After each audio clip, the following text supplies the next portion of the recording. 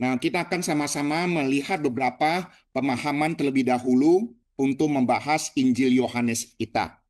Nah, ini ada beberapa prinsip menafsirkan Alkitab yang perlu kita ketahui, ya. Kita perlu mengetahui juga latar belakang, ya, yang pernah saya singgung bahwa Rasul Yohanes menulis ada 5 kitab dalam Perjanjian Baru, yaitu Injil Yohanes, surat 1 Yohanes, surat 2 Yohanes, surat 3 Yohanes, dan juga kitab Wahyu.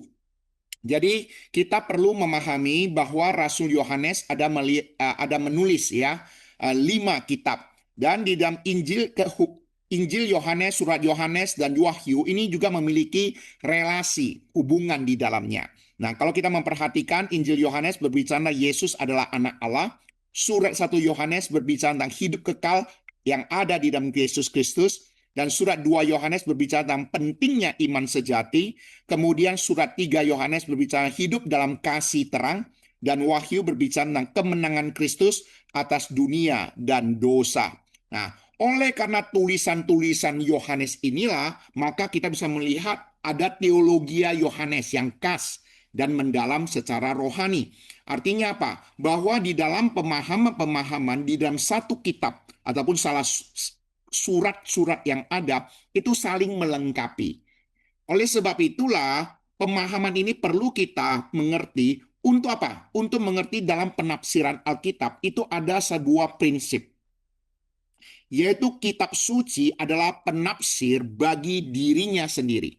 Saya ulangi, dalam menafsirkan Alkitab kita harus memahami bahwa kitab suci adalah penafsir bagi dirinya sendiri. Ya, prinsip ini merupakan tradisi gereja reform ataupun gereja reformasi Protestan, ya, yang khususnya juga para teolog dan juga teolog reform dan Lutheran. Nah, kita coba melihat beberapa pemahaman para teolog yang ada. Ini perlu kita pahami ya, karena ini sesuatu yang sangat mendasar sekali di dalam penafsiran Alkitab. Nah, menurut Martin Luther, Luther sangat menegaskan bahwa bagian Alkitab yang kurang jelas harus dijelaskan oleh bagian yang lebih jelas. Ia menolak penafsiran yang hanya bergantung pada otoritas tradisi gereja tanpa dasar kitab suci. Ya, jadi pemahaman daripada Martin Luther bahwa kitab suci adalah terang bagi dirinya sendiri. Jadi dia dalam menafsirkan Alkitab, dia menolak akan penjelasan yang di luar daripada kitab suci itu sendiri ataupun yang berasal daripada tradisi gereja. John Calvin juga di dalam menafsirkan Alkitab memberikan sebuah pemahaman bagi kita. Calvin sangat menekankan kesatuan dan keharmonisan Alkitab. Dalam tafsirannya, ia sering menjelaskan satu ayat dengan membandingkan dengan ayat lainnya. Calvin percaya Roh Kudus adalah penulis utama Alkitab, sehingga Alkitab tidak akan saling bertentangan, melainkan saling menjelaskan. Jadi prinsip pemahaman daripada John Calvin, sutradara yang menuliskan daripada Alkitab itu adalah sama, yaitu Roh Kudus, sehingga di dalam pemahaman Alkitab satu ayat dengan ayat firman Tuhan lainnya tidak akan adanya kontradiksi. Prinsip dari Calvin adalah penafsir kitab suci yang paling benar dan tidak dapat salah adalah kitab suci itu sendiri. Jadi ketika ayat firman Tuhan itu menjelaskan ayat firman Tuhan yang lainnya, itulah sebuah penafsiran Alkitab yang paling benar. Kemudian teolog lainnya Ulrich Zwingli juga mengajarkan bahwa firman Tuhan memiliki otoritas tertinggi dan cukup untuk menjelaskan dirinya sendiri tanpa harus tunduk kepada tradisi manusia. Nah, jadi Bapak, Ibu, Saudara, pemahaman-pemahaman yang demikian inilah yang melandasi kita untuk mengerti satu bagian Alkitab yang kurang kita mengerti, maka kita perlu ayat Alkitab yang lain untuk menjelaskannya. Ya, jadi hari ini ketika kita memahami satu bagian firman Tuhan dan kita membutuhkan ayat firman Tuhan lain yang menjelaskan, Sekalipun di dalam penafsiran-penafsiran yang ada, kita coba membandingkannya. Dan saya juga pribadi menghargai setiap penafsiran daripada kita semua di dalam pembahasan firman Tuhan ini. Dan saya tidak akan katakan salah. Kenapa? Karena para teolog-teolog pun di dalam menjelaskan satu bagian firman Tuhan, mereka juga butuh penafsiran ayat Alkitab lainnya. Hanya saja di dalam penafsiran-penafsiran berbeda itulah kita boleh belajar, melihat mengapa teolog ini menafsirkan Alkitab dengan cara demikian. Mengapa demikian? Dan kira-kira dukungan Alkitab mana yang paling memungkinkan. Ya, jadi Bapak Ibu Saudara, kita perlu belajar firman Tuhan baik-baik, membaca firman Tuhan sebanyak-banyaknya, mengerti firman Tuhan sebaik-baiknya. Kenapa? Itu saling melengkapi untuk mengerti satu bagian firman Tuhan lainnya. Prinsip Alkitab menjelaskan Alkitab. Nah, ini coba perhatikan baik-baik. Ada 3 hal yang perlu diperhatikan. Ayat yang sulit dipahami diterangkan oleh ayat lain yang lebih jelas. Kedua, penafsiran tidak boleh bertentangan dengan keseluruhan ajaran Alkitab. Ini yang prinsip kedua. Prinsip yang ketiga, seluruh Alkitab memiliki satu kesatuan tema, karya keselamatan Allah di dalam Yesus Kristus. Ini benang merahnya. Ya, dari awal Alkitab sampai akhir Alkitab ini berbicara tentang keselamatan Allah di dalam diri Yesus Kristus. Jadi, prinsip Alkitab inilah yang perlu kita pahami dalam menafsirkannya. Kemudian relevansi erat Injil Yohanes dengan surat Yohanes. Tadi saya membedakannya supaya kita lebih mudah mengerti ya. Injil Yohanes dengan surat Yohanes 1, 2, dan 3. Oke. Nah, Injil Yohanes dan surat Yohanes memiliki hubungan yang sangat erat. Bagaikan dan buah, sumber dan aliran, pengajaran dan penerapannya dalam kehidupan orang percaya. Nah, kalau kita perhatikan baik-baik, Injil Yohanes mengajarkan dan surat Yohanes menerapkan kehidupan. Keduanya lahir dari hati Rasul Yohanes yang dipenuhi oleh pengenalan akan kasih, terang, dan hidup yang ada di dalam Yesus Kristus. Ya, jadi kalau kita memahami akar dan buah, akar itu artinya apa? Sumber yang tidak kelihatan. Buah adalah bagian yang kelihatan. Yaitu apa? Penerapannya, aplikasinya. Ya, jadi ini sesuatu yang perlu kita pahami di dalam memahami Injil Yohanes dan surat Yohanes. Injil Yohanes tujuannya ditulis untuk membawa manusia percaya bahwa Yesus adalah Mesias, Anak Allah, supaya oleh iman mereka memperoleh hidup yang kekal di dalam namanya. Ya, jadi ini di dalam penjelasan awal sudah saya jelaskan tujuan daripada Injil Yohanes ditulis agar manusia boleh percaya Yesus adalah Mesias, Anak Allah. Oke. Kemudian surat Yohanes ditulis meneguhkan orang percaya agar memiliki kepastian bahwa mereka sungguh-sungguh telah menerima hidup kekal itu. Fungsinya, kalau Injil Yohanes menuntun seseorang masuk ke dalam kehidupan di dalam Kristus ataupun percaya pada Yesus Kristus, sedangkan surat Yohanes menolong orang percaya memahami tanda-tanda dan bukti dari kehidupan baru tersebut. Ataupun kira-kira aplikasi kehidupan yang baru di dalam Kristus itu bagaimana. Kemudian Injil Yohanes berbicara kepada fokus ajarannya memperlihatkan siapa Yesus Kristus. Kemudian surat Yohanes menunjukkan bagaimana hidup orang yang sungguh mengenal Kristus. Jadi bisa bedakan ya. Kalau di dalam Injil Yohanes memperlihatkan siapa Yesus Kristus, memperkenalkan siapa Yesus Kristus, sedangkan surat Yohanes menunjukkan hidup orang yang sudah mengenal Kristus. Hidupnya kira-kira bagaimana? Kemudian Injil Yohanes arahnya berbicara tentang jalan menuju hidup yang kekal, sedangkan surat Yohanes berbicara tentang kepastian buah daripada kehidupan kekal itu. Oleh sebab itulah dalam mempelajari Injil Yohanes tanpa membaca surat Yohanes akan terasa belum lengkap. Ya, jadi ini sesuatu yang perlu kita pahami. Dan Bapak Ibu Saudara, coba kita akan melihat beberapa bagian ya, beberapa bagian khusus kita fokus kepada Injil Yohanes pasal 3 yang akan kita bahas dalam beberapa minggu ini ya. Dan beberapa minggu ini dan juga yang akan kita bahas hari ini. Ya, coba kita ambil 3 studi kasus penerapan Alkitab, menjelaskan Alkitab dalam Injil Yohanes pasal 3 dengan surat 1 Yohanes. Ya, coba kita perhatikan untuk kita lebih mengerti. Misalnya, tentang pemahaman kelahiran baru.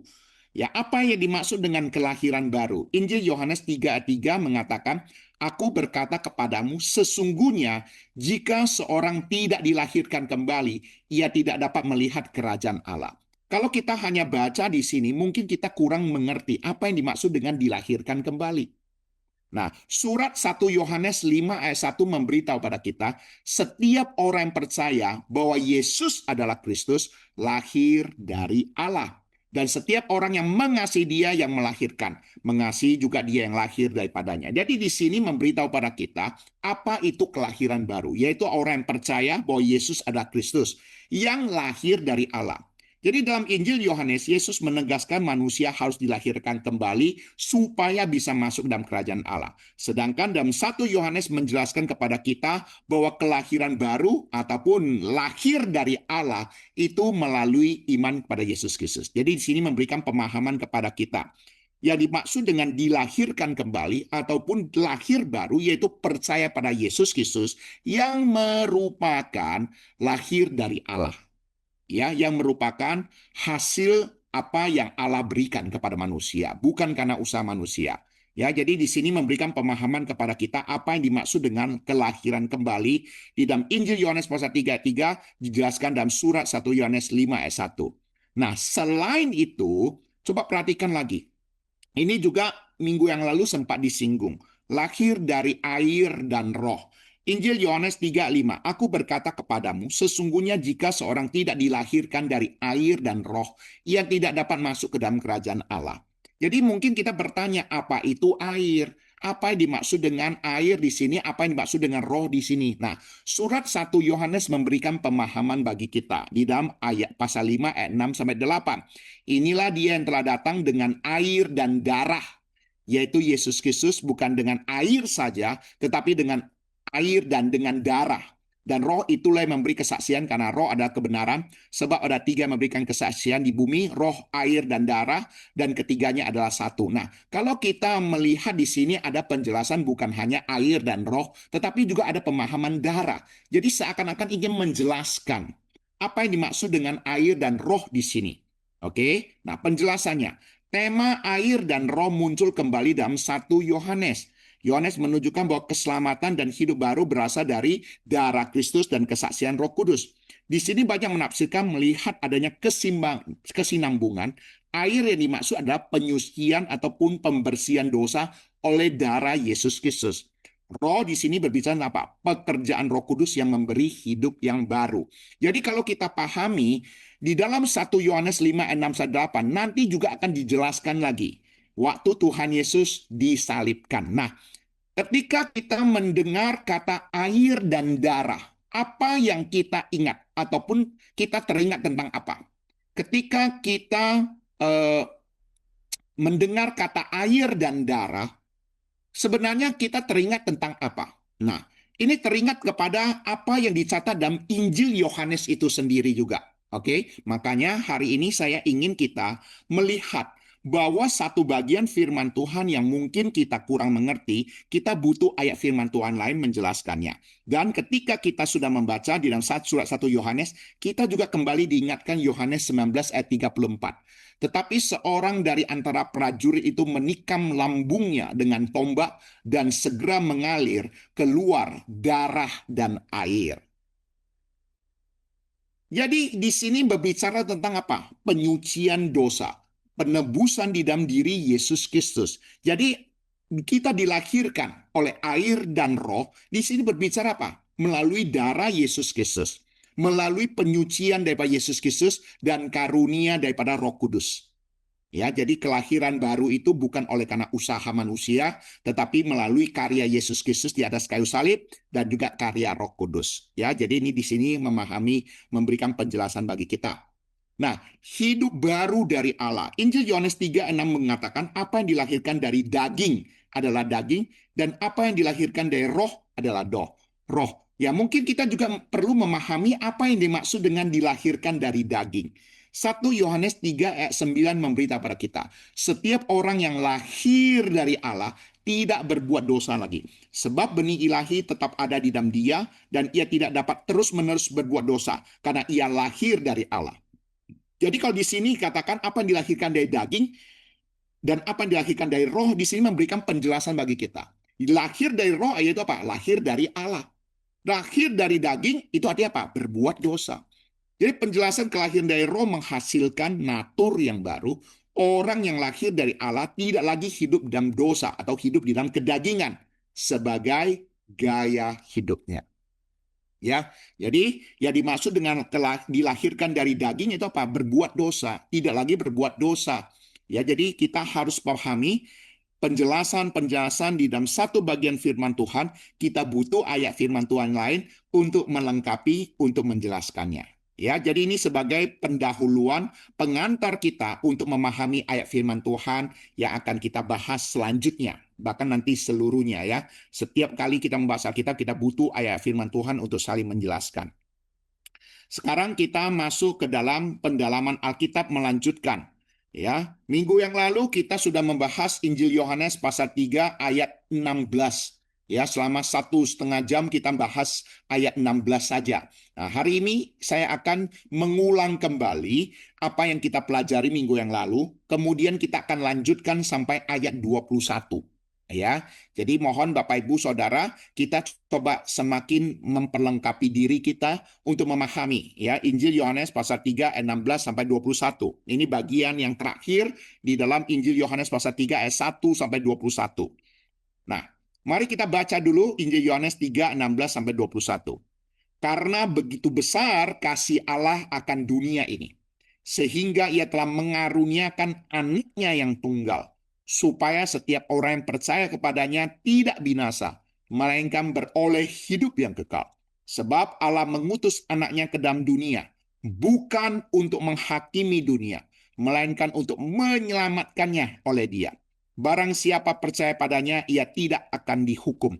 Barang siapa tidak percaya, ia telah berada di bawah hukuman, sebab ia tidak percaya dalam nama Anak Tunggal Allah. Dan inilah hukuman itu. Terang telah datang ke dalam dunia, tetapi manusia lebih menyukai kegelapan daripada terang, sebab perbuatan-perbuatan mereka jahat. Sebab barang siapa berbuat jahat, membenci terang dan tidak datang pada terang itu, supaya perbuatan-perbuatannya yang jahat itu tidak nampak. Tetapi barang siapa melakukan yang benar, ia datang kepada terang supaya menjadi nyata bahwa perbuatan-perbuatannya dilakukan di dalam Allah. Nah, jadi Bapak Ibu Saudara, nanti di dalam pembahasan ini ayat 16 sampai ayat 21 ini kita akan melihat beberapa bagian firman Tuhan seakan-akan adanya ayat firman Tuhan ini kontradiksi dengan yang lain. Kira-kira bagaimana kita menyelesaikannya? Bagaimana kita memahaminya? Apakah benar-benar kontradiksi? Nah, kita akan meluruskan bahwa sesungguhnya satu bagian firman Tuhan dengan bagian firman Tuhan lain tidak adanya kontradiksi yang ada. Ya, nah kita coba perhatikan lagi sebagai pendahuluan. Yohanes 3, 16-21 yang kita bahas malam hari ini tidak bisa terlepas daripada ayat-ayat sebelumnya. Ya, jadi konteks ini tidak boleh terpisahkan. Bagian yang kita pelajari ini merupakan kelanjutan daripada percakapan Tuhan Yesus dengan Nikodemus mengenai kelahiran baru. Ya, jadi ini sesuatu yang harus kita pahami. Apa yang kita pelajari ini masih hubungan dengan percakapan dengan Nikodemus tentang kelahiran baru. Ya, sebagai realitas kehendak manusia, manusia tidak mungkin datang kepada Kristus dengan kekuatannya sendiri, kecuali Roh Kudus lebih dahulu membangkitkan hatinya yang mati secara rohani. Ya, jadi sini berbicara tentang apa? Kelahiran kembali, tentang lahir baru yang merupakan karya Roh Kudus. Kita yang seharusnya sudah mati oleh karena dosa, karena upah dosa adalah maut, tetapi kita dihidupkan kembali, dilahirkan kembali oleh Roh Kudus. Ya, jadi sama seperti orang mati tidak bisa lagi dibangkitkan. Tetapi oleh karena karya Roh Kudus itulah yang membangkitkan kita. Kalau namanya mati itu sudah sama sekali total tidak berdaya. Oke. Nah, oleh sebab itu kita akan melihat fondasi doktrin keselamatan. Di dalam pemahaman yang kita pelajari ya, tentang Yohanes 3:16 itu berbicara tentang Injil di dalam Injil ataupun sumber intisari segala Injil. Oke. Nah, di dalam fondasi doktrin keselamatan, para teolog mempunyai sebuah pemahaman yang sama, yaitu ada 4 pilar atau 4 inti utama tentang doktrin keselamatan, yaitu kasih karunia Allah, kebejatan total manusia, karya penebusan Yesus Kristus, respon iman ataupun lahir dari pekerjaan Roh Kudus. Ya, ini yang seringkali kita kenal sebagai 4 hukum rohani. Oke, Bapak Ibu Saudara, saya mau kita menghafal 4 hukum rohani ini karena ini merupakan fondasi doktrin keselamatan. Kalau kita perhatikan 4 hukum rohani ini baik-baik, maka kita bisa melihat inilah inti sari daripada kebaktian kebangunan rohani. Inti sari kebenaran daripada KKR-KKR yang selama ini disampaikan oleh para hamba-hamba Tuhan yang memberitakan Injil. Jadi yang namanya memberitakan Injil, KKR-KKR, maka 4 hukum rohani ini merupakan dasarnya, pondasinya. Oke? Coba perhatikan baik-baik. Yang pertama, Allah begitu mengasihi manusia. Yang kedua, akibat dosa ada jurang pemisah antara Allah dan manusia. Ketiga, kematian Yesus Kristus di kayu salib menjadi jembatan penghubung antara Allah dan manusia. Keempat, menerima Yesus Kristus menjadi Tuhan dan Raja dalam kehidupan kita. Jadi 4 hukum rohani inilah yang akan kita pikir baik-baik dan kita hafal baik-baik. Karena inilah yang melandasi kita memberitakan Injil. Kalau kita mendengar hamba-hamba Tuhan yang KKR, maka empat poin ini merupakan landasannya, dasarnya. Karena ini berbicara tentang fondasi, dasar doktrin keselamatan, tentang kasih Allah, tentang kebejatan total manusia, ini berbicara tentang dosa manusia, karya penembusan Yesus Kristus tentang kematian Yesus Kristus, respon iman yang merupakan lahir dari pekerjaan Roh Kudus, ini berbicara tentang iman percaya kita, menerima Yesus sebagai Tuhan dan Raja di dalam kehidupan kita, sebagai juru selamat hidup kita yang merupakan karya Roh Kudus. Ya, jadi Bapak Ibu Saudara, saya mau kita coba hafal baik-baik. Yang pertama, Allah begitu mengasihi manusia. Ya, dia menciptakan kita dalam gambar dan rupa Allah. Ditempatkan di Taman Eden, tempat yang bahagia. Menikmati segala ciptaan Tuhan dengan baik. Karena itu kita diciptakan pada hari terakhir. Tetapi akibat dosa, akibatnya apa? Terdapat jurang pemisah antara Allah dan manusia. Tetapi Allah tetap mengasihi manusia. Dia mengutus Yesus Kristus mati di atas kayu salib sebagai jembatan penghubung antara Allah dan manusia. Ketika Yesus Kristus sudah datang dan menyelesaikan karyanya, maka kita harus menerima Yesus Kristus sebagai Tuhan dan Raja di dalam kehidupan kita, yang merupakan kesempatan, yang merupakan karya Roh Kudus dalam kehidupan kita. Hari ini kita bisa duduk mendengarkan firman Tuhan. Kita boleh percaya pada firman Tuhan, menerima Yesus sebagai Tuhan dan Juru Selamat hidup kita. Kita orang yang berbahagia. Kenapa? Karena ini karya Roh Kudus yang bekerja dalam hidup kita, yang menyingkapkan mata rohani bagi kita. Ya, oke. Jadi 4 hukum rohani ini mohon dihafal. Ya, sekalipun gambarnya bisa berbeda-beda ya, tetapi intinya yang penting ya, intinya yang penting kita mengerti maksudnya. Nah, kita melihat lagi di dalam Yohanes 3:16 tentang pilar yang pertama, inisiatif daripada Allah. Karena begitu besar kasih Allah akan dunia ini. Ya, minggu yang lalu kita sudah mengerti yang dimaksud dengan karena begitu besar. Ini dalam bahasa Yunani hoitos itu artinya dengan cara inilah. Atau dengan kata lain, begitulah cara Allah menyatakan kasihnya kepada dunia. Ya, kira-kira bahasanya begitu. Ya, jadi kata hotos itu artinya Pak, dengan cara inilah. Jadi penekanan utama bukan pada besarnya kasih secara emosional, tetapi pada cara Allah yang menunjukkan kasihnya kepada kita dengan apa? Memberikan anaknya. Ya, jadi karena begitu besar itu dipahami dengan cara Allah. Ya, dipahami dengan cara Allah, yaitu Begitulah cara Allah menyatakan kasihnya kepada dunia ini. Yaitu apa? Memberikan anaknya. Sedangkan kata Yunani kosmos atau dunia, ini bukan menunjuk pada semua manusia.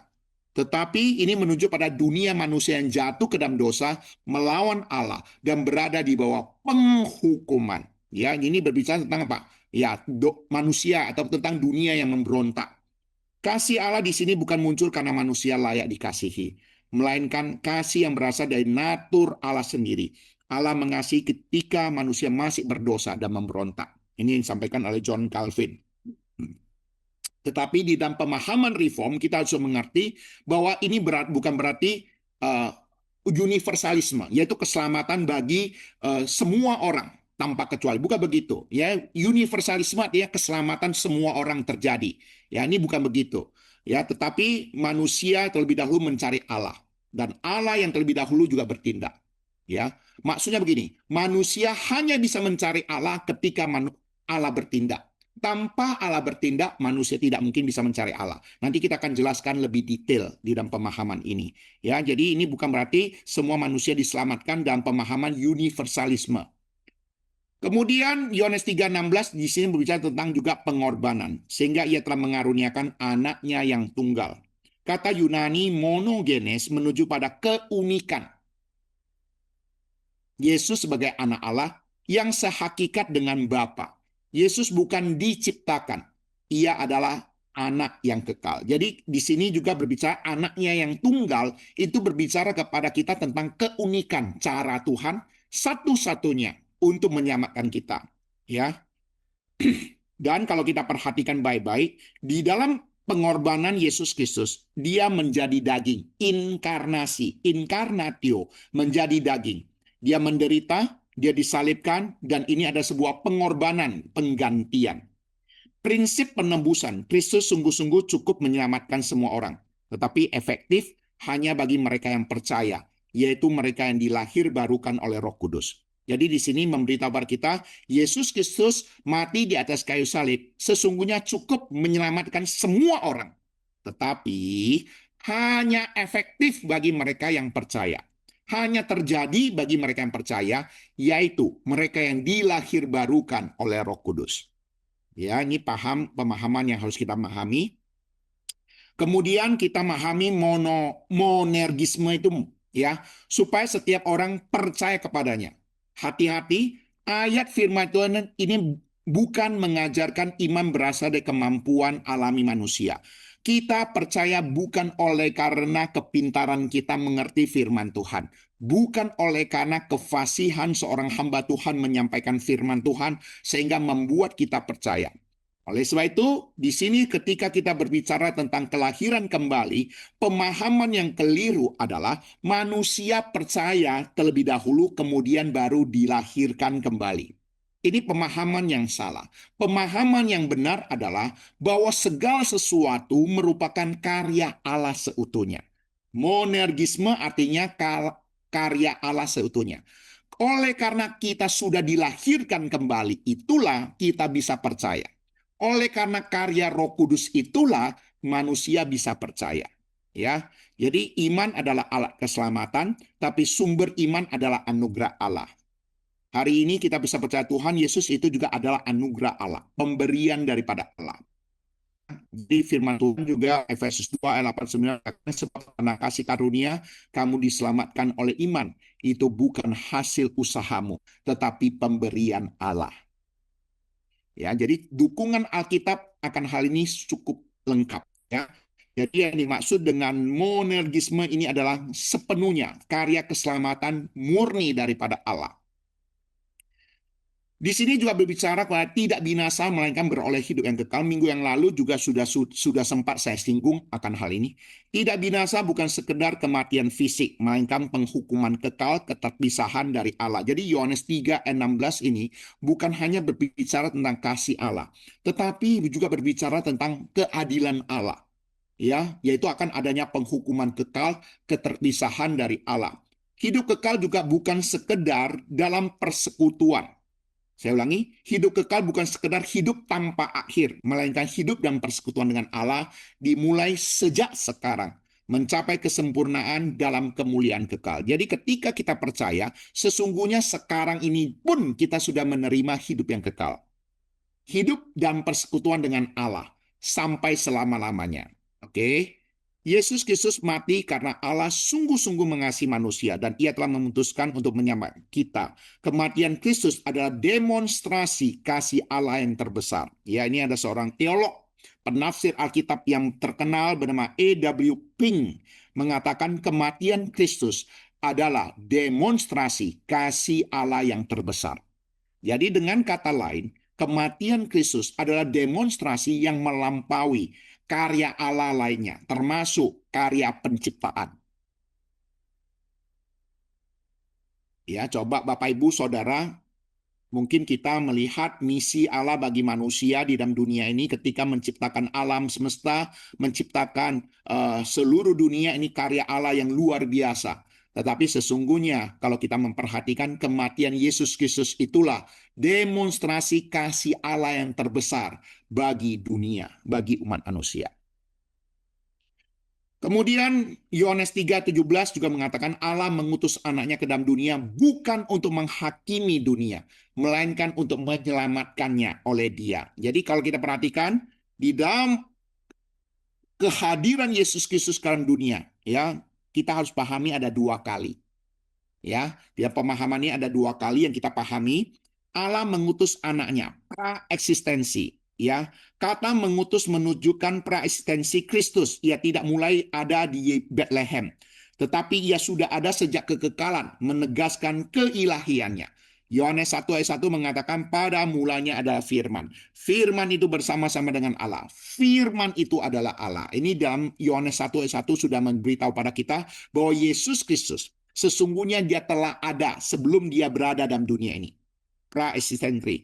Eksistensi. Kemudian Yohanes 16 ayat 28 juga mengatakan, aku datang dari Bapa dan aku datang ke dalam dunia. Aku meninggalkan dunia pula dan pergi kepada Bapa. Di sini memberitahu pada kita ada perbedaan tempat yang berbeda. Dunia dan juga alam yang dimiliki ataupun yang didiami oleh Allah. Di sini mengucapkan aku datang dari Bapa dan aku datang ke dalam dunia. Ada dua tempat yang berbeda. Ada dua alam yang berbeda. Aku meninggalkan dunia ini pula dan pergi kepada Bapa. Ini berbicara tentang perbedaan alam. Ya, dunia dan alam Bapa, ya. Kemudian menyelamatkan oleh Dia. Ya, keselamatan hanya melalui Yesus Kristus, bukan melalui moralitas, agama, tradisi atau usaha manusia. Hanya Yesus Kristus satu-satunya juru selamat. Kita kembali berbicara sebentar tentang Nikodemus. Bapak, Ibu, Saudara, Nikodemus adalah pemimpin agama orang Yahudi. Hidupnya dianggap sebagai orang yang tulus, hidupnya penuh dengan kebajikan. Dia seorang rohaniawan yang saya yakin dan percaya mengerti kitab Taurat, hukum-hukum firman Tuhan dengan baik. Tetapi orang yang mengerti kitab Taurat, firman Tuhan dengan baik itu tidak menyelamatkan. Kenapa? Karena keselamatan hanya melalui diri Yesus Kristus. Orang yang sebaik, setulus apapun seperti Nikodemus tidak memperoleh keselamatan. Oleh sebab itulah Tuhan Yesus mengajarkan tentang lahir baru, kelahiran baru, yaitu melalui karya Roh Kudus beriman kepada Yesus Kristus. Dengan harapan supaya Nikodemus juga mengerti. Dia yang sudah mengerti firman Tuhan, dia yang sudah hidup baik, berbuat kebajikan, bahkan rohaniawan yang tulus, baik, tidak cukup untuk memperoleh keselamatan. Dan dia butuh karya Roh Kudus.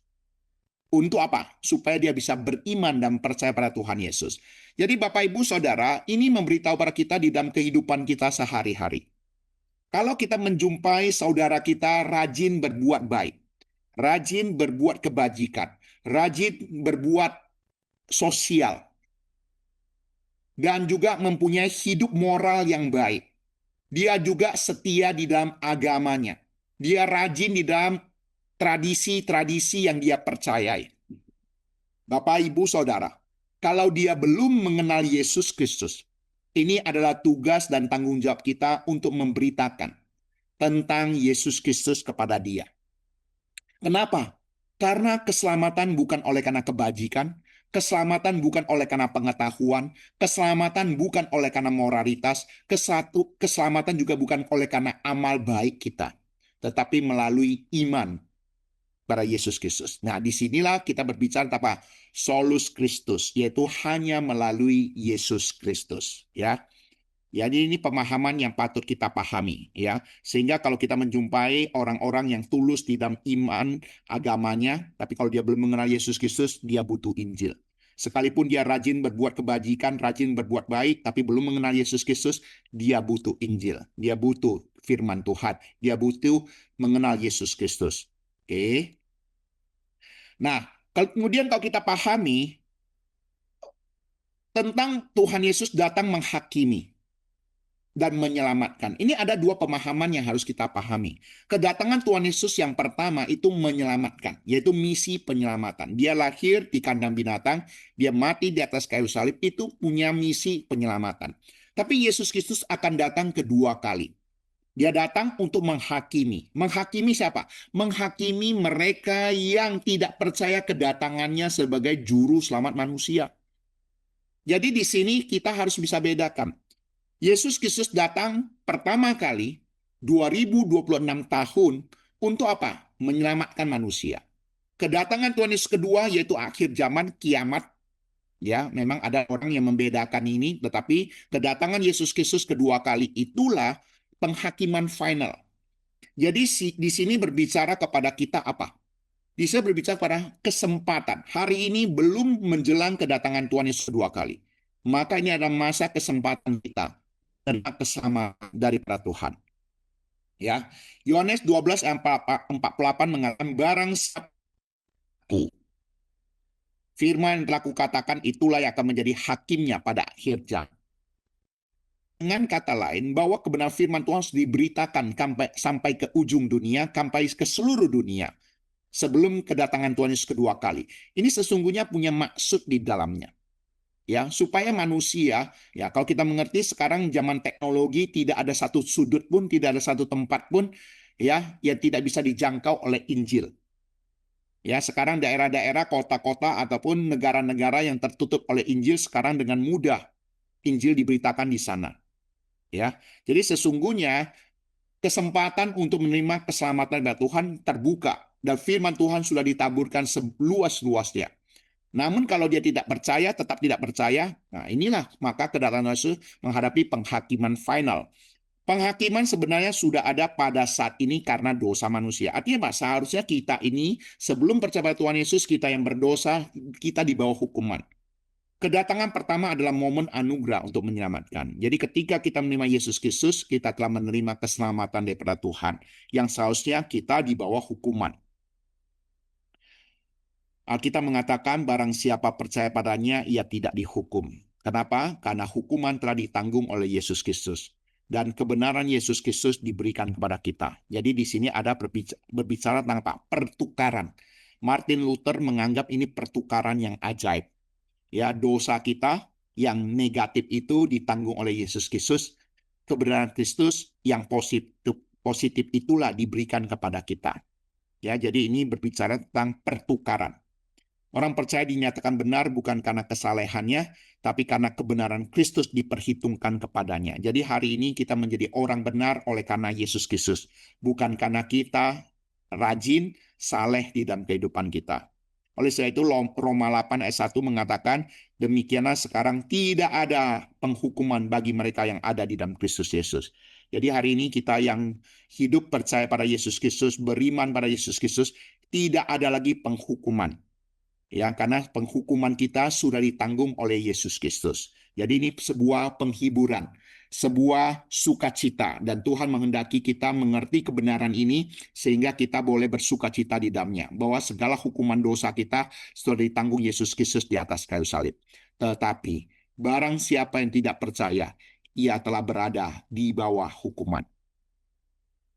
Ya, kata telah berada. Sama seperti saat kita percaya, kita telah memperoleh hidup yang kekal. Demikian juga bagi mereka yang tidak percaya, sesungguhnya telah berada di bawah hukuman. Efesus 2:3 mengatakan, pada dasarnya kami adalah orang-orang yang harus dimurkai, sama seperti mereka yang lain. Ya, sesungguhnya sebelum kita percaya Tuhan Yesus, kita adalah orang-orang yang dimurkai. Ya, seluruh keberadaan manusia telah dirusak oleh dosa. Bukan berarti manusia selalu sejahat mungkin, tetapi seluruh natur manusia telah tercemar oleh dosa. Artinya apa? Kecenderungan manusia adalah berbuat dosa. Nanti kita akan melihat apakah manusia bisa mengandalkan kehendak bebas. Ya. Nah, kalau kita pahami akan hal ini, jalan keselamatan yang merupakan tipologi keselamatan yang kita sudah bahas 2 minggu yang lalu tentang ular tembaga. Kalau kita perhatikan di dalam Bilangan 21, umat Israel ketika mereka memberontak kepada Allah, mereka dihukum. Umat Israel digigit oleh ular berbisa dan seharusnya mati. Tetapi ketika mereka berseru kepada Allah melalui Musa, Allah menyediakan jalan keselamatan bagi mereka, pemulihan bagi mereka, yaitu dengan cara apa? Memandang ular tembaga yang ditinggikan. Ketika mereka memandang ular tembaga itu, mereka memperoleh hidup ataupun kesembuhan secara fisik. Demikian juga, ketika manusia telah jatuh ke dalam dosa, seharusnya di bawah hukuman, sama seperti digigit oleh dosa yang mematikan. Karena upah dosa adalah maut.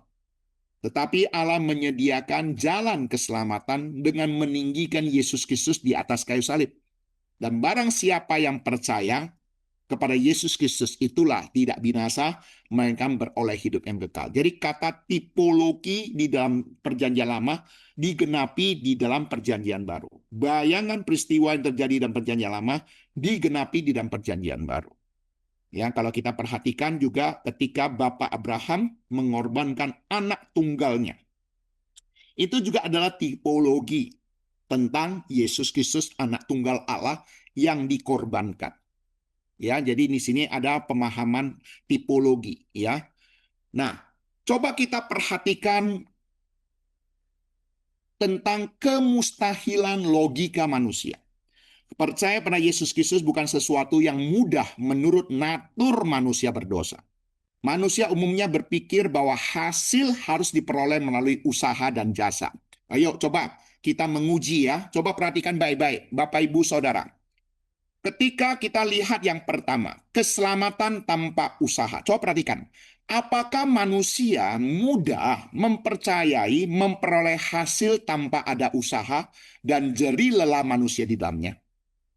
Bukankah manusia akan lebih mudah menerima kalau sudah ada usaha, ada jerih lelah baru memperoleh hasil? Tetapi kalau di dalam pemahaman tentang keselamatan, apakah manusia mudah mempercayai memperoleh hasil tanpa ada usaha atau jerih lelah manusia di dalamnya? Ini pertanyaan pertama. Pertanyaan kedua, apakah manusia akan mudah mempercayai raja yang lahir di kandang binatang? Apakah mudah? Pada umumnya manusia mempercayai raja yang lahir di kandang binatang. Mungkin manusia akan lebih mudah mempercayai raja yang lahir di dalam istana. Apakah manusia akan mudah mempercayai raja yang lahir di kandang binatang? Nah, kemudian yang ketiga, apakah manusia mudah mempercayai Tuhan yang disalibkan dan mati? Apakah manusia mudah mempercayai Tuhan yang bisa mati? Jelas, sangat tidak mudah jawabannya. Dalam natur berdosa, tidak ada seorang pun dengan kekuatannya sendiri mau datang pada Kristus dan percaya sesuatu hasil tanpa usaha, percaya raja yang lahir di kandang binatang, percaya Tuhan yang mati. Jadi hari ini kalau kita bisa percaya akan hal ini mujizat Bapak Ibu Saudara. Inilah kasih karunia. Kita tidak mungkin bisa percaya untuk sesuatu yang tidak ada melalui usaha dan jerih lelah. Kita sulit untuk menerima, manusia pada umumnya sulit menerima raja yang lahir di kandang binatang. Manusia juga akan sulit untuk percaya Tuhan yang bisa mati. Tetapi firman Tuhan memberitahu pada hal ini dan kita bisa percaya, itu mujizat loh Bapak Ibu Saudara, dan itulah disebut sebagai kasih karunia. Hari ini kita berdasarkan logika kita, mustahil kita percaya. Tetapi nyatanya kita percaya itu karena karya Roh Kudus melampaui logika manusia. Sehingga kita bisa percaya. Ya, jadi ini sebagai pemahaman yang patut kita ketahui. Hari ini kita bisa percaya pada Tuhan Yesus bukan karena logika kita. Kalau mengandalkan logika, ini sesuatu yang mustahil kita bisa percaya pada Tuhan Yesus, menerima keselamatan daripada Tuhan. Mustahil. Oke, Bapak Ibu Saudara, ini kesimpulan yang harus kita ketahui tentang mujizat iman. Bila hari ini seseorang sungguh percaya kepada Kristus, itu bukan karena ia lebih pintar, dia lebih rohani, atau lebih baik dari orang lain. Iman itu adalah mujizat anugerah Allah. Saya mau Bapak Ibu Saudara memahami kalimat ini baik-baik. Bila hari ini seseorang sungguh percaya pada Yesus Kristus, itu bukan karena ia lebih pintar, lebih rohani, atau lebih baik dari orang lain. Iman kita adalah mujizat, anugerah daripada Allah, pemberian yang daripada Allah. Yaitu apa? Yang pertama, hati kita dibukakan oleh karya Roh Kudus yang menembus kebutaan natur manusia yang berdosa. Yang kedua, melahirbarukan kita, memberikan kehidupan rohani yang baru bagi kita. Yang kita seharusnya mati, tidak mungkin bisa merespon, tetapi justru kita dibangkitkan, dilahirbarukan, sehingga memampukan kita untuk apa? Menerima dan percaya pada Yesus Kristus. Jadi di sini kita bisa melihat mujizat iman itu oleh karena Roh Kudus yang menembus kebutaan kita, yang memberikan kehidupan rohani yang baru bagi kita yang mati oleh karena dosa, dan memampukan kita untuk percaya pada Yesus Kristus. Ini mujizat. Ya, dan Bapak Ibu Saudara, kita patut bersyukur hari ini kita bisa percaya pada Tuhan Yesus melampaui logika kita. Oke, nah ini yang kita harus pahami sampai di sini. Dan kita lanjutkan ayat 19. Dan inilah hukuman itu, terang telah datang ke dalam dunia, tetapi manusia lebih menyukai kegelapan daripada terang, sebab perbuatan mereka jahat. Jadi di sini berbicara kepada kita bahwa terang yang telah datang ke dalam dunia, tetapi manusia lebih menyukai kegelapan daripada terang. Oleh kenapa? Karena perbuatan mereka jahat. Nah, terang itu adalah pribadi yang memulihkan. Terang itu bukan sesuatu, tapi terang itu adalah pribadi yang memulihkan. Ya, dimaksud di sini adalah Yesus Kristus. Yesus Kristus adalah terang dan dunia berdosa adalah kegelapan. Tuhan Yesus datang mengampuni saat kita masih berdosa, menerangi kegelapan. Oke, Bapak Ibu Saudara, oleh karena dunia ini penuh dengan kegelapan, itulah dunia butuh terang. Oleh karena hidup kita ini penuh dengan kegelapan, itulah kita butuh Yesus Kristus menerangi hidup kita. Ya, saya sudah sering memberikan kesaksian. Ada orang mengatakan, saya tidak bisa pergi ke gereja dulu karena hidup saya masih kotor. Saya berbisnis masih saja mungkin ada berbohong. Sehingga saya tidak bisa datang ke gereja. Tunggulah ya, saya hidup suci dulu, hidup kudus dulu, hidup baik dulu, baru saya pergi ke gereja. Ini konsep yang salah. Justru hidup kita kotor, kegelapan itulah kita butuh terang. Datang pada Yesus Kristus menerangi hidup kita. Karena Yesus adalah terang. Ya, karena ruangan kita ini gelap, maka kita butuh pasang lampu. Kita nggak bisa tunggu kegelapan itu pergi dulu, baru pasang lampu. Nah, ini harus kita pahami. Hari ini, Yesus Kristus datang ke dalam dunia sebagai terang. Untuk apa? Memulihkan kegelapan. Oke, kegelapan tidak mungkin bisa memulihkan dirinya sendiri. Tidak mungkin. Oke.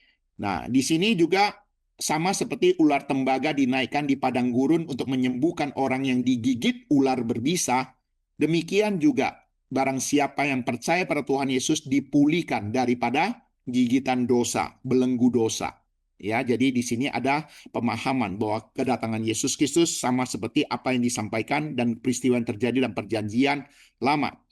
Akar masalah bukanlah kurangnya informasi. Perhatikan baik-baik.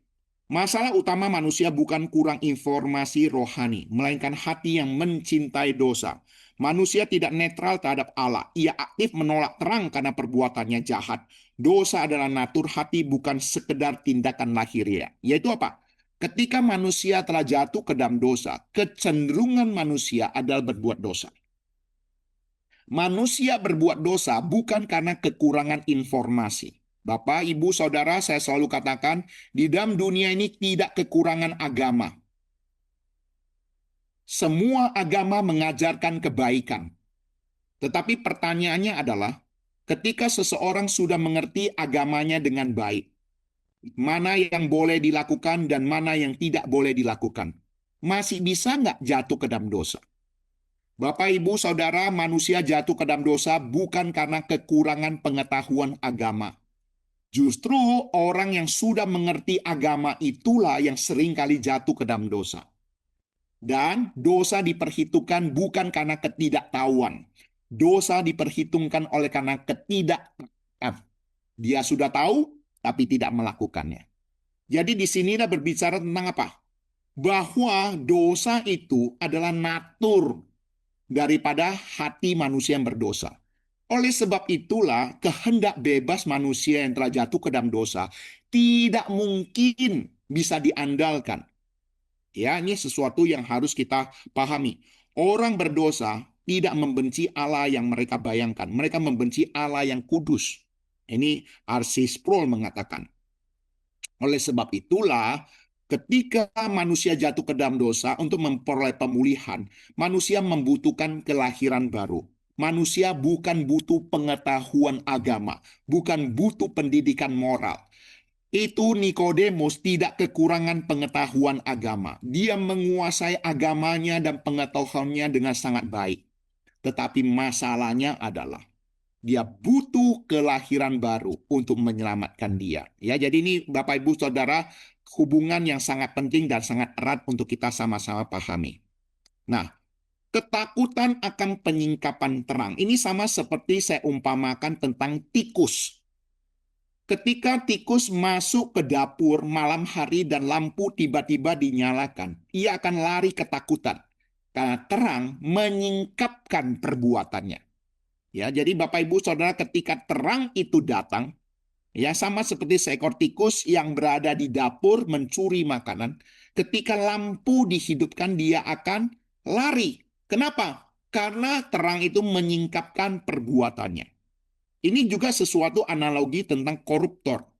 Orang yang jujur tidak takut diaudit, tetapi koruptor takut kepada lembaga pemeriksa karena perbuatan jahatnya dapat disingkapkan.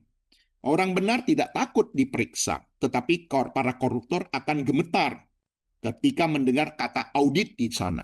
Ya, jadi Bapak Ibu Saudara, terang Kristus membongkar lebih dalam, bukan hanya tindakan lahiriah, tapi motivasi, kepalsuan, cinta dosa, dan kebusukan hati manusia. Ya, ini ayat ke-19.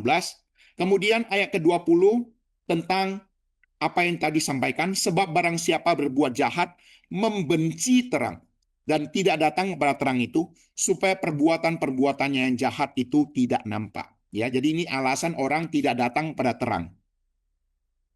Permusuhan alami dan ketidakmampuan moral. Nah, perhatikan baik-baik di sini. Yohanes 6 ayat 44 mengatakan, tidak ada seorang pun yang dapat datang kepadaku jikalau ia tidak ditarik oleh Bapa. Ini perkataan daripada Tuhan Yesus sendiri. Tidak ada seorang pun yang dapat datang kepada Yesus Kristus jikalau ia tidak ditarik oleh Bapa. Ini perkataan daripada Tuhan Yesus. Di sini berbicara tentang apa? Ketidakmampuan moral. Bukan berarti manusia tidak memiliki otak atau kehendak bebas untuk memilih. Berarti kehendak manusia telah secara total diperbudak oleh dosa sehingga secara alami selalu memusuhi kekudusan Allah. Tidak mungkin oleh karena manusia yang berdosa kehendak bebasnya bisa memilih untuk datang di hadapan Allah yang Maha Kudus. Tidak mungkin. Kehendak bebas yang telah tercemar oleh dosa tidak mungkin tidak berdosa. Nah, ayo coba kita perhatikan baik-baik ya Bapak Ibu Saudara. Waktu Adam dan Hawa memilih tidak taat kepada perintah Allah. Sebenarnya mereka sudah ada dosa belum? Ketika Tuhan katakan semua buah dalam taman ini boleh kamu makan kecuali pohon pengetahuan yang baik dan jahat tidak boleh kamu makan. Kamu makan kamu akan mati. Sesungguhnya waktu perintah disampaikan kepada mereka, mereka sudah berdosa belum? Jawabannya mereka belum berdosa. Kehendak bebas mereka masih murni. Kehendak mereka masih suci. Tetapi perhatikan baik-baik. Kehendak bebas yang belum tercemar oleh dosa sekalipun tidak bisa diandalkan membuat Adam dan Hawa tidak berdosa. Apalagi kehendak bebas kita yang sekarang tercemar oleh dosa. Ini perlu kita pahami bahwa kehendak bebas manusia sesungguhnya tidak bisa diandalkan. Hanya belas kasihan daripada Tuhan itulah yang membuat kita bisa percaya pada Tuhan Yesus. Kalau kita mengandalkan kehendak bebas manusia, itu sumber kekuatan daripada diri manusia. Tetapi kalau kita berbicara tentang kedaulatan daripada Allah, ini berbicara tentang kuasa daripada Allah yang menarik kita untuk percaya pada Yesus Kristus. Ya, jadi Bapak Ibu Saudara kalau perhatikan baik-baik apa yang saya katakan ini, Anda akan mengerti bahwa sesungguhnya segala sesuatu karya keselamatan dalam kehidupan kita adalah karya daripada Allah. Inilah yang dikatakan oleh Rasul Paulus. Nah, coba Bapak Ibu Saudara perhatikan apakah kita pernah mengalami seperti apa yang Rasul Paulus alami. Sebab aku tahu bahwa di dalam aku, yaitu di dalam aku sebagai manusia, tidak ada sesuatu yang baik. Sebab kehendak memang ada di dalam aku, tetapi bukan hal berbuat apa yang baik. Sebab bukan apa yang aku kehendaki, yaitu yang baik, aku perbuat. Melainkan apa yang tidak aku kehendaki, yaitu yang jahat yang aku perbuat. Bapak Ibu Saudara, pernah nggak mengalami kondisi demikian? Kamu tahu itu baik untuk kamu lakukan, kamu tidak melakukannya. Kamu tahu itu tidak boleh kamu lakukan, tetapi justru kamu melakukannya. Ini berbicara tentang apa? Kehendak bebas manusia tidak mungkin bisa diandalkan. Kehendak memang ada, tetapi kecenderungan manusia adalah berbuat apa yang tidak baik. Kecenderungan manusia berbuat dosa. Nah, oleh sebab itulah kita tidak bisa mengandalkan diri sendiri. Jadi di sini antara mengandalkan diri sendiri dengan mengandalkan Tuhan. Oleh sebab itulah kita akan melihat adanya perbedaan ilusi manusia berdosa dengan kebenaran Injil sejati. Ilusi manusia berdosa adalah agama tanpa pertobatan, berkat tanpa kekudusan, keselamatan tanpa salib. Tetapi kebenaran Injil sejati berbicara Injil sejati selalu menyingkapkan dosa sebelum memulihkan manusia. Supaya manusia bisa bertobat. Ya, jadi di sini harus kita pahami. Ya, pemahaman-pemahaman bahwa agama mengajarkan ya pemulihan dengan usaha manusia, mengandalkan diri sendiri. Tetapi sesungguhnya kebenaran Injil menyingkapkan bahwa kita adalah manusia berdosa. Ketika kita mengetahui bahwa kita berdosa, kita butuh keselamatan. Oleh sebab itulah kenapa hukum Taurat diberikan terlebih dahulu, baru Injil. Hukum Taurat tujuannya Tuhan berikan supaya manusia mengenal dosa. Mengerti bahwa kita orang berdosa. Kita butuh keselamatan. Sama kita seperti kita pergi check up. Ya, check up di laboratorium. Tujuannya apa? Mengerti dan mengetahui kesehatan kita. Kalau ada masalah, kita perlu cari dokter. Demikian juga. Ya, hukum Taurat diberikan 10 hukum Taurat supaya manusia mengerti dia orang berdosa. Ketika dia mengetahui dia orang berdosa dan tidak mungkin tidak berdosa, dia butuh dokter. Dia butuh juru selamat yang menyelamatkan kita. Oke.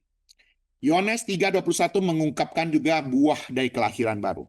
Tetapi barang siapa melakukan yang benar, ia datang kepada terang, supaya ia menjadi nyata bahwa perbuatan-perbuatannya dilakukan dalam Allah. Ya, jadi hari ini oleh karena terang daripada Tuhan itulah yang membuat kita bisa datang pada terang. Oke? Supaya perbuatan-perbuatan kita nyata di hadapan Allah. Oke, jadi di sini berbicara tentang buah. Kebenaran sebagai buah, bukan akar keselamatan. Coba perhatikan baik-baik ya. Hari ini kita berbuat baik bukan untuk memperoleh keselamatan. Tetapi oleh karena kita sudah diselamatkan, maka kita berbuat baik. Nah, ini paham yang harus kita pahami. Coba perhatikan baik-baik. Tentang karya keselamatan Allah, di sini ada kasih karunia Allah yang melahirbarukan kita sehingga kita bisa percaya kepada Tuhan Yesus melalui iman dan kita dibenarkan. Setelah kita memperoleh karya keselamatan Allah, kita ada perbuatan baik. Yaitu apa? Ini merupakan buah daripada keselamatan. Jadi kita diselamatkan untuk berbuat baik. Jadi jangan berpikir orang Kristen kalau begitu tidak perlu berbuat baik. Ini konsep yang salah. Justru berbuat baik ini merupakan buah yang nyata. Nah, kalau kita mau mengerti buah nyata keselamatan perbuatan-perbuatan baik inilah nanti kita bisa melihat di dalam surat-surat Yohanes. Ya. Nah, di sana kita mulai belajar lebih mendalam juga. Orang percaya datang kepada terang karena Roh Kudus telah mengubah hatinya dan kebenaran Kristus diperhitungkan kepadanya.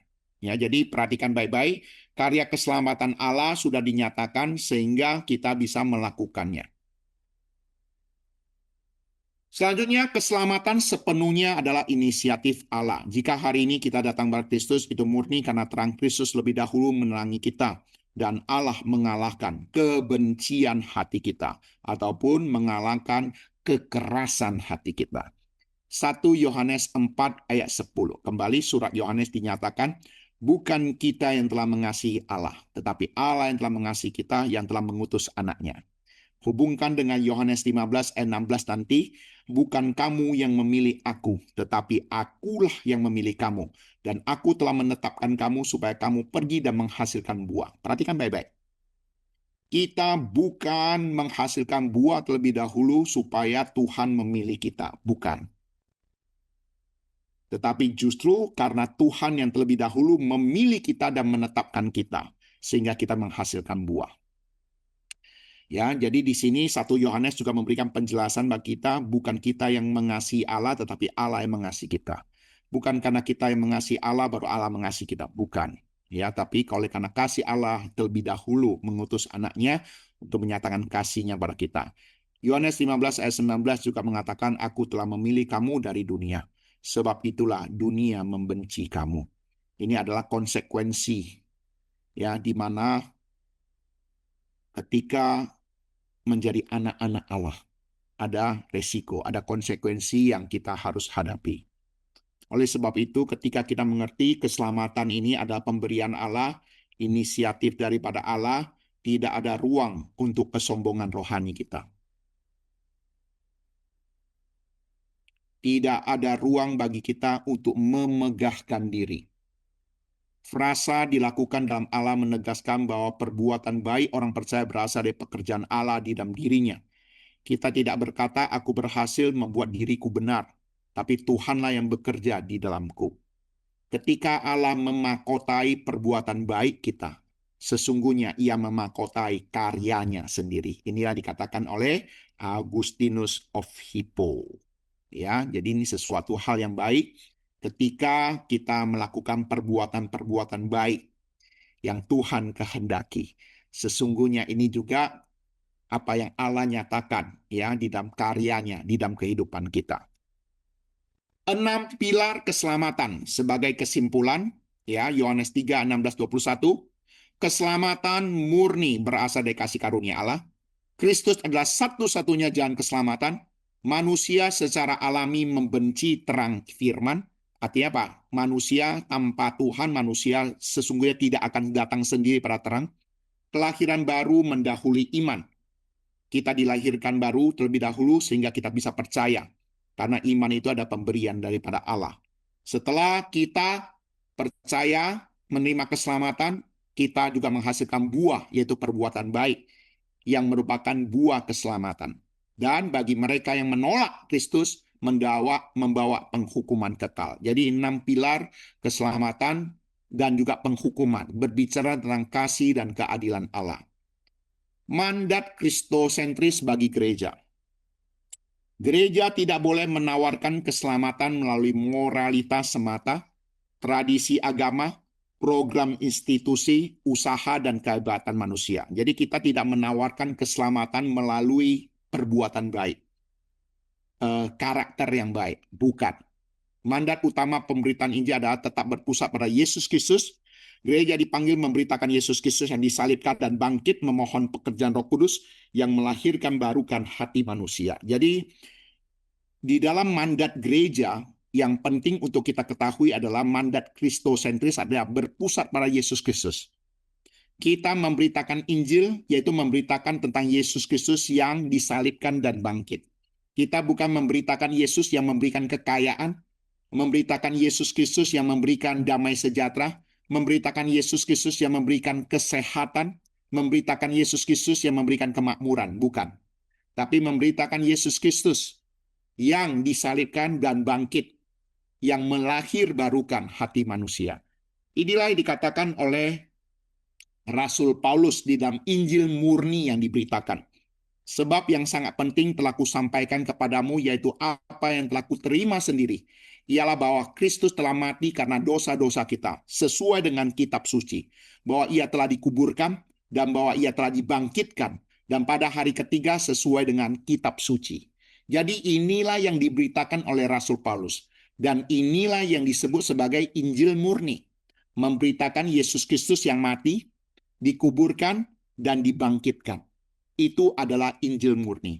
Jadi kalau kita namakan gereja memberitakan Injil, yaitu memberitakan Yesus Kristus yang mati, memberitakan Yesus Kristus yang bangkit. Ini Injil murni. Ya, jadi harus bisa bedakan apa yang dimaksud dengan memberitakan Injil. Nah, bagaimana menghidupi panggilan kita sebagai anak-anak terang? Rendahkan hati di hadapan Allah. Iman kita adalah mujizat anugerah, bukan karena kehebatan kita. Oleh sebab itu, jangan juga bermain-main dengan dosa. Terang Kristus tidak diberikan untuk mempermalukan, tapi memulihkan. Artinya, terang Kristus diberikan bukan untuk kita sia-siakan, tetapi untuk memulihkan kita dan mengerti bahwa apa yang kita lakukan itu sesuatu yang memalukan. Hiduplah sebagai anak terang. Jaga panggilan kekudusan, transparansi, pertobatan, dan kebenaran. Injili dunia dengan kasih, karena hanya Kristus yang menyelamatkan. Beritakan Injil dengan setia. Tentang siapa? Yesus Kristus yang mati, Yesus Kristus yang bangkit. Kemudian apa? Bersyukurlah atas anugerah terbesar. Allah menyelamatkan orang berdosa yang seharusnya dimurkai dan binasa. Ketika firman menyingkapkan dosa, jangan lari, datanglah pada Yesus Kristus. Terangnya menyembuhkan dan menuntun kita. Jadi berbahagia kita hari ini yang boleh mendengarkan firman Tuhan, dicelikan mata rohani kita, menerima Yesus sebagai Tuhan dan Juru Selamat hidup kita, menerima keselamatan yang daripada Allah, kita tidak lagi di bawah murka Allah, tidak lagi di bawah hukuman daripada Allah. Itu memberikan kita sukacita, damai sejahtera yang daripada Allah. Sehingga kita tidak lagi terus-menerus dibelenggu oleh dosa. Dan ketika kita mengerti kita sudah diselamatkan, mari kita melakukan pekerjaan-pekerjaan baik, buah-buah keselamatan di dalam kehidupan kita.